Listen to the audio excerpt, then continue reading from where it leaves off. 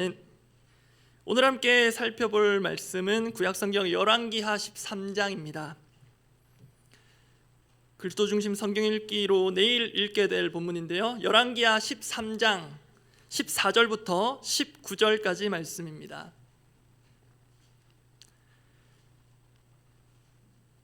열왕기하 13장 14절부터 19절까지 말씀입니다. 제가 먼저 14절 읽습니다.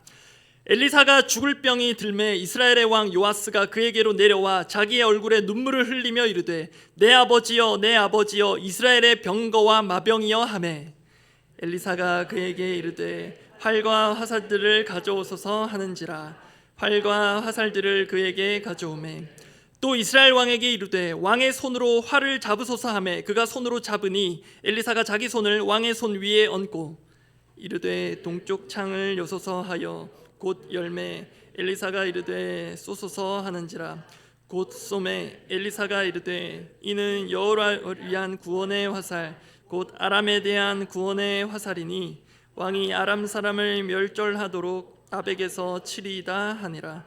또 이르되 화살들을 집으소서 곧 집음에 엘리사가 또 이스라엘 왕에게 이르되 땅을 치소서 하는지라 이에 3번 치고 그친지라. 하나님의 사람이 노하여 이르되 왕이 6번을 칠 것이니이다. 그리하였더면 왕이 아람을 진멸하기까지 쳤으리이다. 그런즉 이제는 왕이 아람을 3번만 치리이다 하니라. 오늘 설교 제목이 땅을 치다 가슴을 치다입니다. 우리는 보통 억울함 또는 후회 같은 감정을 격하게 표현할 때 땅을 치면서 그렇게 합니다. 그래서 땅을 치고 후회한다 이런 말도 있습니다. 여러분 혹시 실제로 땅을 치고 후회해 보신 적 있거나 그만큼 후회 막심한 또는 억울한 상황 있으신 적 있습니까? 만약에 내가 결혼을 잘못한 것 같다, 땅을 치고 후회할 수 있습니다. 그때 그 사람과 했어야 했는데, 또 뭔가 중요한 것들을 사고 팔 타이밍이 중요한데 그것을 놓쳤을 때, 그때 올랐을 때 팔아야 할 걸, 내렸을 때 살 걸. 우리 그런 점에서 옆에 계신 분께 이렇게 인사하면 좋겠습니다. 다른 자리에 앉으셨으면 땅을 치고 후회하실 뻔했습니다. 이렇게 좀 길지만 이렇게 인사해 보겠습니다. 다른 자리에 앉으셨으면 땅을 치고 후회하실 뻔했습니다. 예. 오늘 본문에 실제로 땅을 치는 사람이 있습니다. 그는 북이스라엘의 왕 요아스입니다. 단 요아스가 땅을 친 것은 우리처럼 후회의 의미는 아닙니다. 그가 땅을 친 건 선지자 엘리사가 시킨 그대로 다소 기계적으로 따라한 것입니다. 그러나 땅을 치라 명령한 엘리사 입장에서는 상당히 중요한 의미가 있었습니다. 그것은 당시 북이스라엘의 숙적 아람을 쳐서 제압한다는 의미였습니다. 그래서 엘리사의 의도대로라면 요아스는 땅을 힘껏 치고 또 여러 번 쳤어야 했습니다. 바람직하기로는 엘리사가 그만하라, 멈추게 할 때까지 요아스가 땅을 계속 쳤으면 베스트였을 것입니다. 그런데 요아스는 오늘 본문을 보면 3번 치고 스스로 멈춥니다. 그러자 엘리사가 노를 바랍니다. 오늘 본문의 마지막 부분인데요, 열왕기하 13장 18절 19절을 제가 읽어드립니다. 또 이르되 화살들을 집으소서 곧 집음에 엘리사가 또 이스라엘 왕에게 이르되 땅을 치소서 하는지라 이에 3번 치고 그친지라. 하나님의 사람이 노하여 이르되 왕이 6번을 칠 것이니이다. 그리하였더면 왕이 아람을 진멸하기까지 쳤으리이다. 그런즉 이제는 왕이 아람을 3번만 치리이다 하니라. 여기서 치다라고 번역된 단어가 계속 반복됩니다. 이 단어는 단순히 물리적으로 치는 것을 넘어서 쳐서 이기고 제압한다는 뜻이 담긴 히브리어 원어입니다. 그런데 북이스라엘 왕 요아스는 땅을 3번만 침으로써 원래라면 숙적 아람을 완전히 압도할 수 있는 기회를 놓쳐버립니다. 이러한 상황에서, 이러한 정황에서 상상을 한번 해봅니다. 아마 요아스는 이때 자신이 땅을 여러 번 치지 않은 것을 나중에 땅을 치고 후회하지 않았을까. 그래서 땅을 치다입니다. 실제로 땅을 치기도 했지만요. 그리고 엘리사는 지금 죽음을 앞둔 시점입니다. 그 시점에서 요아스의 그런 행동을 보며 엘리사는 가슴을 치고 안타까워하지 않았을까 싶습니다. 당사자는 땅을 치고 또 그 사정을 알고 지켜보는 사람은 가슴을 치게 되는 이런 상황, 그런데 이런 상황은 지금도 얼마든지 일어날 수 있어 보입니다. 특히 영적인 면에서 이런 상황이 발생하게 된 이유를 말씀 가운데 살펴보고 오늘 함께 기도하고자 합니다. 땅을 친 요아스, 가슴을 쳤을 엘리사. 그 첫 번째는 보이지 않는 구원의 화살을 쏘다입니다. 보이지 않는 구원의 화살을 쏘다. 이것 자체로는 크게 문제가 없어 보이는데요, 말씀을 살펴보면 여기에 문제가 있음을 알게 됩니다. 엘리사가 죽을 병이 들었다는 소식을 들은 북이스라엘 왕 요아스가 엘리사를 찾아갑니다. 눈물을 흘리며 슬퍼합니다. 그런데 그런 요아스에게 엘리사는 다소 어리둥절할 만한 명령을 연이어서 내립니다. 그것들 한 구절씩 살펴볼 텐데요, 오늘 본문 열왕기하 13장 15절입니다. 15절 말씀 제가 읽어드립니다. 엘리사가 그에게 이르되 활과 화살들을 가져오소서 하는지라. 활과 화살들을 그에게 가져오매. 이 첫 번째 명령은 활과 화살들을 가져오라는 것입니다. 요아스는 아마도 눈물을 닦고 활과 화살들을 가져온 것 같습니다. 단순하면서도 이 디테일한 엘리사의 명령을 요아스는 군말 없이 신속히 이행합니다. 이러한 엘리사의 명령, 그리고 그에 따르는 요아스의 이행, 이것이 계속 반복해서 이어지는데요, 이어지는 오늘 보면 열왕기하 13장 16절입니다. 제가 마찬가지로 읽어드리겠습니다. 또 이스라엘 왕에게 이르되 왕의 손으로 활을 잡으소서 하매 그가 손으로 잡으니 엘리사가 자기 손을 왕의 손 위에 얹고. 앞서 엘리사가 활과 화살들을 가져오라고 했고요, 그리고 지금 그 활을 잡으라 합니다. 이 역시 왕이 그대로 이행합니다. 그 요아스 왕의 손에 엘리사는 자신의 손을 얹습니다. 여기까지 별 문제 없어 보입니다. 그런데 이제 그 다음이 중요합니다. 엘리사는 요아스에게 그 활을 쏘라 명합니다. 그러고는 그 의미를 알려주는데요, 오늘 보면 열왕기하 13장 17절 그리고 18절 앞부분까지 제가 한번 읽어드리겠습니다. 이르되 동쪽 창을 여소서 하여 곧 열매. 엘리사가 이르되 쏘소서 하는지라. 곧 쏘매. 엘리사가 이르되 이는 여호와를 위한 구원의 화살 곧 아람에 대한 구원의 화살이니 왕이 아람 사람을 멸절하도록 아벡에서 치리이다 하니라. 또 이르되 화살들을 집으소서. 곧 집음해.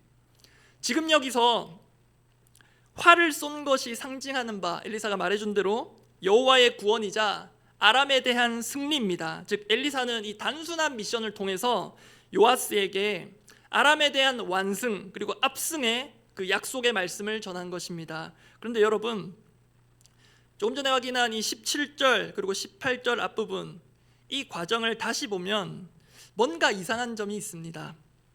혹시 여러분 보실 때 순서가 바뀐 것 같지 않습니까? 여러분 갖고 계신 성경 있으면 한번 보시기 바랍니다. 18절 앞부분에 화살들을 집으소서가 원래는 17절에서 요아스가 활을 쏘기 전 앞부분 어딘가에 위치해야 순서상 맞아 보입니다. 즉 활을 짚고 화살을 또 짚고 그러고 나서 쏘라 해서 쏘는 게 자연스럽지 않겠습니까? 실제로 엘리사가 처음에 요아스에게 활과 화살들을 가져오라고 할 때부터 하나하나 매우 구체적으로 지시를 내리고 있는데요, 화살에 대한 언급은 기록된 성경을 보면 활을 쏘고 나서 18절에야 나옵니다. 물론 엘리사가 요아스에게 쏘라고 했고 그 의미가 구원의 화살이라고 했기에 우리는 엘리사가 화살을 언급하진 않았지만 당연히 요아스가 화살을 집어들어 쏘았을 것으로 봅니다. 물론 그게 틀린 것은 아니고요, 저도 처음에는 그렇게 보았습니다. 그렇지만 성경을 있는 그대로 보고 또 히브리 원문의 기록 방식을 쭉 따라가서 읽다 보니 요아스가 지금 실제로는 화살 없이 활을 쏘는 행동만 했을 가능성도 배제할 수는 없어 보입니다. 그렇게 보면 지금 엘리사가 자신을 찾아온 요아스 왕에게 명령한 상징적 행동이 오늘 보면서 크게 두 가지인데요, 이렇게 나뉩니다. 하나는 지금까지 살펴본 활을 사용한 상징적 행위, 그리고 그 의미를 알려주고, 그리고 하나는 곧이어 나올 그 화살들을 사용한 상징적 행위. 그래서 앞에서는 활을 쏘라고 먼저 그랬고요, 나중에 화살을 가지고는 땅을 치라고 합니다. 즉 엘리사가 처음에 기억하시는 대로 요아스에게 활과 화살들을 가져오라고 했는데요, 실제로 첫 번째 상징적인 행동은 화살은 없이 활만 가지고 허공을 향해 쏘도록 했을 수 있다는 것입니다. 만약에 그렇다면 요아스 입장에서는 실제로 활에 당겨서 쏘았더라고 해도 만약 화살 없이 활을 쏘는 행동만 했다면 더더욱 어리둥절합니다. 실제로 화살을 쏘았더라도 의미를 모르고 하라는 대로 했기 때문에 어리둥절하고요, 만약에 화살 없이 쏘았더라면 더더욱 어리둥절하다는 말씀입니다. 요아스 입장에서 이렇습니다. 내가 지금 선지자 엘리사가 시키는 대로 하고는 있는데 이게 뭐 하는 건가 싶습니다. 저도 재작년 활과 화살을 가지고 나와서 이 자리에서 쏜 바가 있는데요, 화살 없이 활만 쏘는 것, 쏘는 사람 이상한 느낌이 들 수밖에 없습니다. 실체도 없는 화살. 그런데 그 의미가 여호와를 위한 구원의 화살이라 합니다. 과연 그 화살을 실제로 쏘았든 없이 쏘았든 요아스는 그 여호와를 위한 구원의 화살이라는 그 의미를 기꺼이 받아들였을까요? 북이스라엘 입장에서 그 지긋지긋한 아람, 드디어 아람을 몰아낼 수 있겠구나 기뻐하고 확신을 했을까요? 그런데 말씀을 준비하면서 우리도 마치 허공을 향해 보이지 않는 화살을 쏘는 것 같은 때가 있다고 하시는 것 같았습니다. 정상적이라면 그렇지 않아야 하는데요, 정상적이지 않게 우리가 이 행위를 할 때 그렇다 하시는 것 같습니다. 마치 허공을 향해 보이지 않는 실체 없는 화살을 쏘는 것 같은 때, 어떤 때냐면 지금 우리가 모인 것처럼 기도할 때입니다. 원래는 그렇지 않겠죠? 정말 여호와의 구원의 화살로 지원 사격을 하는 것이 본래의 기도일 것입니다. 그런데 기도하는 행위 자체만 남은 기도이거나 또는 그런 기계적인 기도, 하라고 해서 하기는 하지만 인도자가 주여 삼창하자고 해서 외치긴 하나 믿음이 수반되지 않은 기도는 허공을 향해 실체 없는 화살을 쏘는 것과 같다는 것입니다. 저 같은 경우는 주일 2부 예배 사회자 역할을 하면서 인도하게 되는 기도가 이상하게 자주 부자연스럽게 느껴집니다. 그 시간이 제 개인적으로 가장 부담스러운 시간입니다. 뭔가 원치는 않지만 결과적으로 소리만 내는 기도를 하고 있는 것 같은 느낌이 들 때가 많아서 그렇습니다. 그런데 중요한 것은요, 목회자라고 또는 직분자라고 기도의 믿음이라는 것이 당연하게 담기는 것은 아니라는 점입니다. 오히려 예수님께서 복음서에서 줄곧 지적하셨듯 위선의 기도, 형식적 기도가 저 같은 사람에게 더 익숙하다 못해 체질화될 수 있습니다. 기도의 능력은 상실한 채 기도를 했다는 행위만, 소리만 남는 것입니다. 그런 위선적인 기도에 그런 위험에 빠지기 쉬운 저를 일깨워주는 믿음의 사람이 한 분 있습니다. 죄송하지만 자식 자랑같이 들리실 수도 있는데요, 저희 집 첫째 이야기입니다. 어린이집에서 이르게 하원한 후에 제 아내가 이제 차에 태워서 그날 첫째 병원에 갈 일이 있어서 둘째까지 데리고 병원에 갔다가 이제 집으로 오는 길인데 선아 친구들이 이제 어린이집 끝나고 키즈 카페를 가게 됐다. 그런데 문제는 선아는 그 친구들과 같이 가고 싶어하고 보통 첫째 진아도 따라가서 같이 놀 때가 많은데요, 그날따라 진아는 집에 있고 싶어한다, 그렇게 톡이 왔더라고요. 선아는 퀴즈 카페 가고 싶어하고 진아는 집으로 가고 싶어하고, 그런데 문제는 그때가 월요일이었는데 제가 집에 없었습니다. 집으로 가고 있었는데 시간차를 보니 한 30분 정도는 지나가 만약에 집에 있는다면 혼자 있어야 되는 상황이더라고요. 그래서 원래는 혼자 있지 못하는 아이, 무서워하는 아이여가지고 아내랑 어떻게 하나 그러다가 톡을 보니까는 진아를 집에 두고 출발했다 하더라고요. 그래서 제가 차를 열심히 몰아가지고 집에 갔는데 어떻게 됐을까요? 다행히 잘 있었습니다. 근데 물어보니 조금 울었어 이러더라고요. 근데 그날이었는지 며칠 후였는지 제가 최근 일이었는데도 정확하게 기억이 안 나네요. 그날 그 얘기가 나왔습니다. 그래서 제가 진아한테 진아야 아직은 혼자 있기 무섭지, 조금 울었다고 그때 그랬잖아 하면서 그 얘기를 진아랑 선아랑 막 하고 있었는데요, 그렇게 제가 몇 마디 하고 있는데 갑자기 진아가 아무 말 없이 계속 있었는데 이런 말을 하더라고요. 괜찮아, 기도하면 하나님께서 지켜주셔. 제가 듣고 폭풍 칭찬을 했거든요. 대단하다. 아빠보다 더 믿음이 좋네 하면서 아빠는 걱정만 했는데, 그래서 그랬더니 유사한 표현을 계속 하더라고요. 예를 들어 이런 식입니다. 기도하면 하나님께서 우리와 함께 계셔 이러면서, 그러더니 옆에 있던 선아도 거듭니다. 그래서 제가 잘 들어보니 이건 아빠로부터 받은 믿음이 아니구나, 유치부에서 받은 믿음이구나. 세뇌된 믿음인지 모르겠는데, 그래서 이 자리를 빌어 그전까지 사역하신 전사님, 지금 열심히 사역하고 계신 우리 석정민 간사님, 우리 선생님들 감사드립니다. 지금 우리 에릭 선생님이 선화를 맡아주고 계시고요, 지난 우리 박민아 집사님께서, 그리고 그 전까지 우리 박희순 집사님께서 수고해 주셨는데요, 이 자리를 빌어 감사드립니다. 참 부끄럽지만요, 제가 목회자지만 제가 그렇게 가정에서 신앙교육에 열심내지 않습니다. 참고로 자기 전 침대에서 아이들을 위해서 기도를 해주고 있는데요, 그것도 제가 해주겠다 해서 시작한 게 아니라 어느 날 갑자기 진아가 아빠 기도해줘 이러더라고요. 그래서 저도 갑자기 놀라서 그래 기도해줄게 하면서 시작했습니다. 본문에서 요아스는 마치 아이처럼 엘리사가 그냥 하라는 대로 하나하나 다 따라합니다. 다 합니다. 활과 화살 가져오라니까 가져오고요, 활 집어들라니까 집어들고요, 그 손에 엘리사가 손을 넣는데 가만히 있고요, 창문 열어라 해서 엽니다. 쏘라 해서 쏩니다.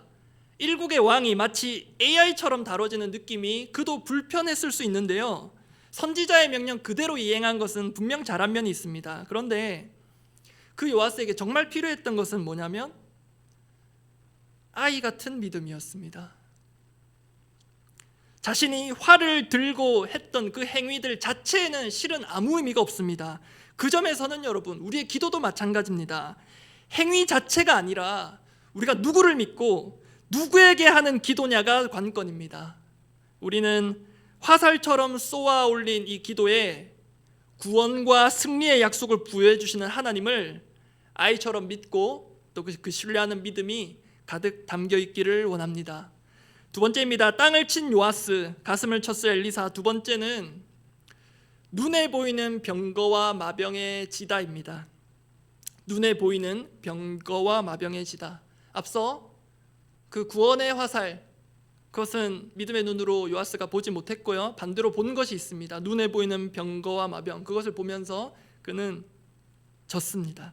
엘리사가 요아스에게 이어서 두 번째 미션을 말합니다. 그것은 화살을 집어들고 땅을 치라는 것입니다. 설교 초두에 이미 확인했습니다. 요아스는 3번만 치고 스스로 멈춥니다. 사실 앞서서 화살 없이 활을 쏘는 행위 못지않게 화살을 집어들고 쏘는 것이 아니라 땅을 치는 행위, 그것도 사실은 상식적이지 않습니다. 그렇지 않습니까? 화살은요, 활에 당겨서 쓰는 용도입니다. 그런데 정작 앞에서 활을 들 때는 화살을 언급하지 않고 쏘라 하더니 이번에는 화살을 이제는 집으라고 했는데 활에다가 쓰라는 게 아니라 그냥 손에 집은 채로 땅을 치라 합니다. 여러분, 화살이 그런 용도 아니지 않습니까? 누가 보기에는 다소 우스꽝스럽습니다. 왕이 화살을 집어들고 멋지게 쏘는 게 아니라 땅을 치고 있습니다. 이런 마음 들 수 있겠죠? 또 내가 왜 이렇게 해야 되나? 내가 왜 이러고 있나? 왕이 체면이 있지. 그런데 요아스가 땅을 3번만 친 건 그 이상의 문제가 있어 보입니다. 만약에 요아스가 엘리사의 말을 정말 믿었더라면 실제로 요아스는 땅을 신나게 쳤어야 했습니다. 왜냐하면 자신이 앞서서 활을 쏘는 행위를 했든 또 실제로 활을 쏘았든 그것이 구원의 화살이요 승리의 화살이라는 엘리사의 말을 그대로 믿었다면 지금 그에 바로 이어지는 두 번째 미션, 화살을 집어들고 땅을 치라는 엘리사의 명령을 적극적으로 이행했을 것이기 때문입니다. 그렇다면 요아스는 엘리사가 화살을 들고 땅을 치라고 하는 그 묘한 행동의 의미를 아주 모르진 않았을 것입니다. 이게 아람을 치는 것과 연관이 있겠구나. 앞서 말씀드렸습니다. 치라는 단어도, 엘리사가 실제로 사용한 그 치라는 단어도 단순히 치는 의미가 아니라 쳐서 제압하는 것이었다고 했습니다. 땅을 쳐서 땅을 이길 일이 무엇이 있겠습니까? 그런데 그럼에도 요아스는 3번만 땅을 치고 그칩니다. 그렇다면 본질적으로 이것은 요아스 왕의 어떤 체면의 문제가 아니라 앞서도 말씀드렸지만 믿음의 문제입니다. 그는 북이스라엘이 아람을 치고 제압할 것이라는 엘리사의 말을 있는 그대로 믿지 못했던 것 같습니다. 활을 쏘면서 그리고 화살로 땅을 치면서 그는 자신감이 아니라 오히려 자괴감이 느껴졌을지 모릅니다. 이런다고 우리가 아람을 이길 수 있나? 여러분, 엘리사가 요아스에게 명한 두 가지 미션 모두는 분명 요아스의 믿음을 요구하는 믿음의 행위였습니다. 그러나 요아스는 믿음이 결여된 기계적인 순종에 그쳤습니다. 그는 보이지 않지만 분명히 일하시는 여호와 하나님의 구원을 바라보는 대신 현실적으로 똑똑히 보고 알고 있던 것이 있었습니다. 그것은 당시 북이스라엘의 처참한 군사력의 현실이었습니다. 열왕기하 13장 7절 말씀이 당시 북이스라엘의 군사력의 현실을 보여주는데요. 같이 한번 읽어보겠습니다. 아람 왕이 여호아스의 백성을 멸절하여 타작마당에 티끌같이 되게 하고 마병 50명과 병거 10대와 보병 10,000명 외에는 여호아스에게 남겨두지 아니하였더라. 이게 지금 아람의 요아스의 아버지가 다스리던 시절에 대한 기록인데요. 아람은 요아스의 아버지 여호아하스가 이스라엘을 다스리던 시절에 이렇게 이스라엘 군대를 완전히 무력화시킨 바 있습니다. 그런 현실을 너무나도 잘 아는 요아스여서 그런지 그가 지금 엘리사의 명령을 따라 땅을 치는 모습은 뭔가 저처럼 힘이 없어 보입니다. 무기력해 보입니다. 엘리사가 구원의 화살이 나느니 승리의 화살이라느니 말은 좋은데 정작 싸우려면 군사력이 있어야 되지 않겠습니까? 그런데 이스라엘의 현실은 초라하고 조촐합니다. 아예 싸울 수 없는 수준입니다. 왕은 이런 마음이 듭니다. 이런 생각이 듭니다. 이걸 가지고 어떻게 아람을 이기는가? 땅을 3번만 치고 그친 요아스는 궁극적인 구원과 승리를 가져다 줄 하나님을 보는 대신 당시에 변변치 않은 병거와 마병을 똑똑히 보고 싸워보기도 전에 이미 싸움에 져 있습니다. 여러분, 이런 것을 전문 용어로 학습된 무기력이라 합니다. 학습된 무기력. 이것이 우리 믿는 자들의 믿음을 저해하는데요. 그런데 이 학습된 무기력이 제 안에서 그리고 제 주변에서 정말 자주 들리고 보입니다. 이런 식입니다. 다 해봤는데 안 돼. 누가 어떤 걸 제안하면 그렇게 한다고 되는 줄 알아요? 그런데 여러분, 우리가 기도 역시 학습된 무기력 가운데서 얼마든지 할 수 있습니다. 기도만 넣으면 됩니다. 기도해봤는데 안 돼. 또 다른 누군가를 향해 기도한다고 되나? 소용없어. 어떤 분은 너무 지혜로우셔서 기도해도 안 될 것을 잘 알기에 소용없는 기도 시간에 에너지를 쓸 마음이 없을지도 모릅니다. 그러면 여러분 좋습니다. 우리 정말 현실적으로 한번 생각해 봅시다. 우리 믿는 자들에게 정말 기도가 소용이 없다면 그러면 우리에게 무엇이 소용이 있겠습니까? 이 질문에 한번 현실적으로 직면해 봅시다. 우리 믿는 자들에게 정말 기도가 소용이 없다면 그러면 우리에게 무엇이 소용이 있겠습니까? 본문 당시 고대의 전쟁에서 말과 병거는 필승의 아이템이었습니다. 그런데 하나님은 일찌감치 당신의 백성들은 말과 병거로 이기는 것이 아니라는 것을 역사 가운데 보여주셨습니다. 그 대표적인 예들을 몇 가지 볼 텐데요. 먼저가 출애굽 사건입니다. 10가지 재앙을 뼈저리게 경험한 애굽의 바로 왕은 모세와 이스라엘 백성들을 보내놓고도 마음이 완악하여져서 그 뒤를 추격합니다. 그 내용이 출애굽기 14장 9절 10절인데요. 제가 읽어드립니다. 애굽 사람들과 바로의 말들, 병거들과 그 마병과 그 군대가 그들의 뒤를 따라 바알스본 맞은편 비아이롯곁 해변 그들이 장막친 데에 미치니라. 바로가 가까이 올 때에 이스라엘 자손이 눈을 들어본즉 애굽 사람들이 자기들 뒤에 이른지라. 이스라엘 자손이 심히 두려워하여 여호와께 부르짖고. 여기까지만 보면 이들이 기도한 것처럼 보이는데요. 부르짖고 다음에 나오는 구절들 보면 모세를 향해 최악의 오망들을 쏟아냅니다. 그들은 지금 극도의 두려움에 사로잡혀서 출애굽을 제대로 시작하기도 전에 모세를 원망하는데요. 이런 내용들입니다. 왜 우리를 광야로 이끌어내어 죽이려 하는가? 차라리 애굽 사람을 섬기는 게 낫겠다. 지금 당대의 최고의 군사력을 총동원한 애굽, 그에 반해 오합지졸보다도 못한 이스라엘 백성들의 현실적인 격차가 극명히 대조됩니다. 그때 하나님께서 모세를 통해 이스라엘 백성들에게 주옥과도 같은 말씀을 주시는데요, 그게 출애굽기 14장 13절 14절입니다. 찬양 가사로도 옮겨진 구절인데 우리 믿음을 가지고 같이 한번 읽어보겠습니다. 모세가 백성에게 이르되 너희는 두려워하지 말고 가만히 서서 여호와께서 오늘 너희를 위하여 행하시는 구원을 보라. 너희가 오늘 본 애굽 사람을 영원히 다시 보지 아니하리라. 여호와께서 너희를 위하여 싸우시리니 너희는 가만히 있을지니라. 14절은 제가 읽었습니다. 보시는 대로 출애굽 이스라엘 백성들은 애굽의 마병과 병거들과 맞서 싸울 전력도 의지도 전혀 없었습니다. 그래서 하나님께서 싸우십니다. 천군 만마 그 이상 되시는 비교할 수 없는 그 하나님께서 홀로 친히 싸우십니다. 그 결과를 우리는 잘 알고 있습니다. 그럼에도 짚어볼 부분은, 그럼에도 현실적으로 우리 사람의 눈에 보이는 것은 하나님이 아니라 애굽의 병거와 마병이라는 사실입니다. 400년간 그 이상 종살이하며 그 강력함을 누구보다도 가까이서 보고 학습한 이들이 이스라엘 백성들입니다. 그래서 그 앞에 무기력해집니다. 이미 져 있습니다. 그런 그들에게 하나님께서 일종의 역전승을 주시는 것입니다.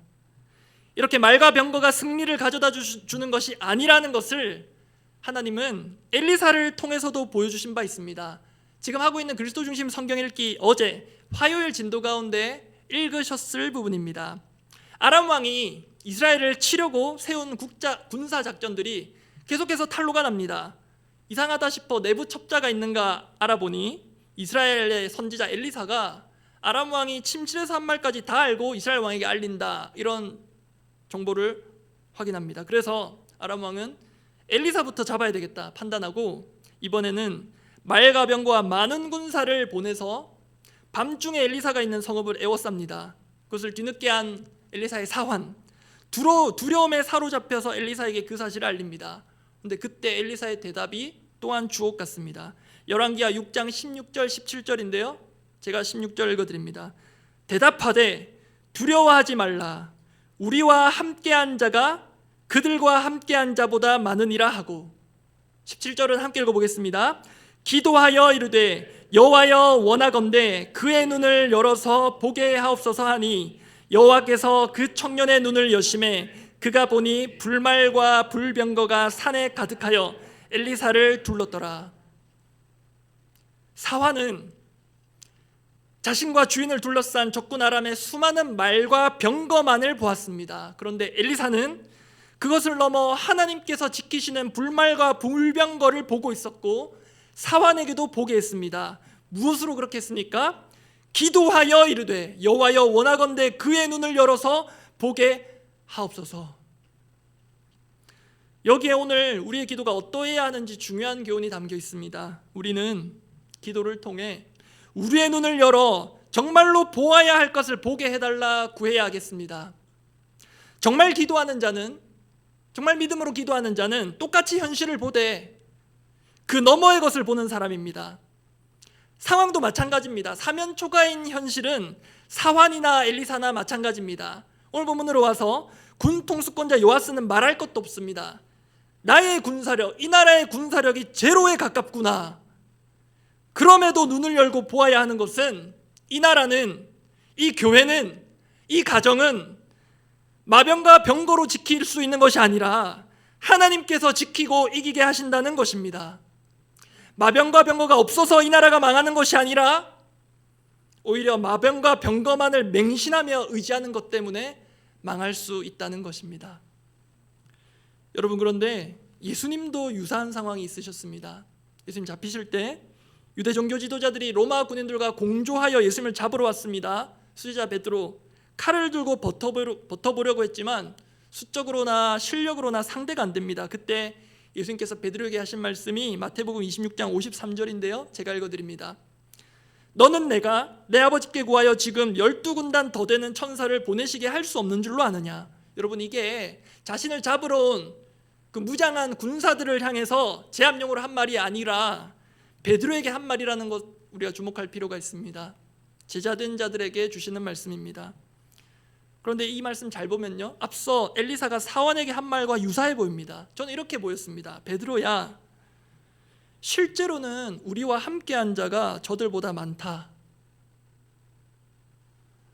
그러나 나는 그렇게 대응하지 않겠다.